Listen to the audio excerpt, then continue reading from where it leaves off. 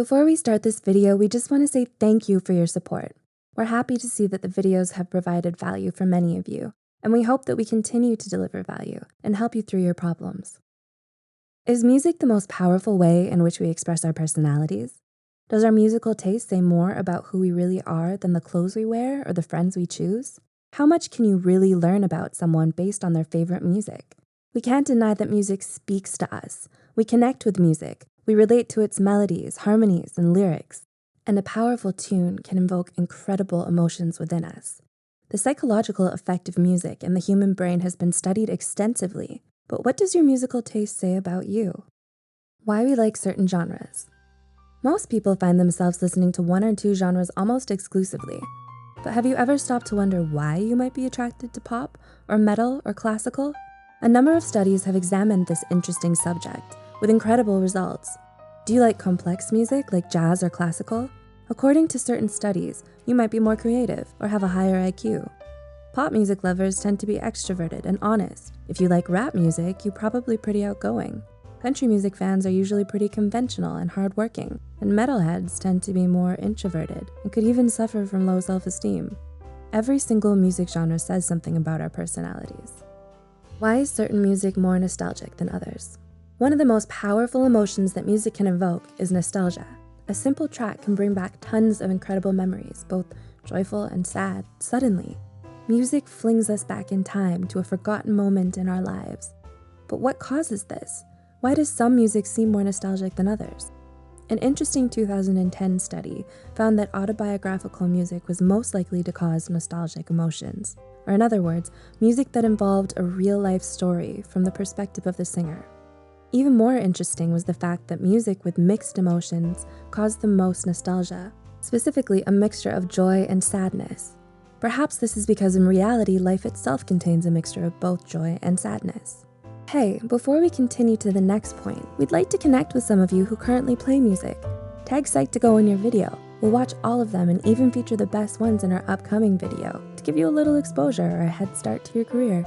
Anyhow, let's get back to the next point about music facts. Why does some music give us the shivers?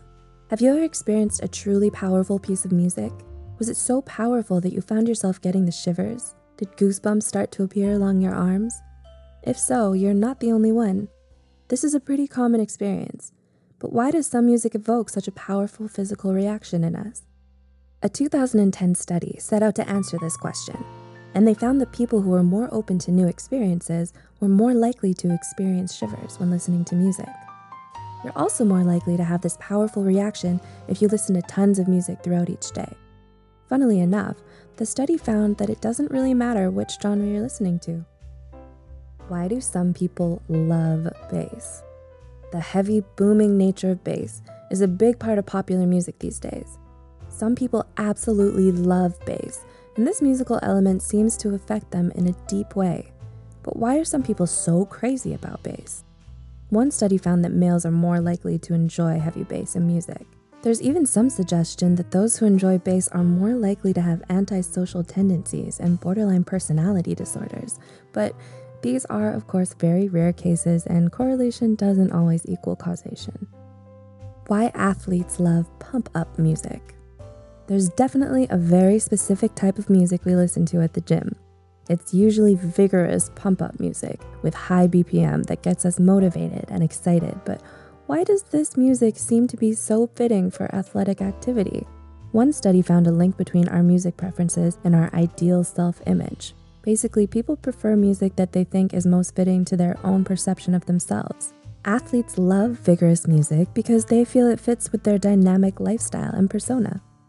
Why teens love heavier music? We're all familiar with that one stereotype of the angsty teen who loves heavy metal, and sometimes this stereotype is a reality for many teens. But have you ever wondered why some teens seem drawn to heavy metal and heavier genres in general?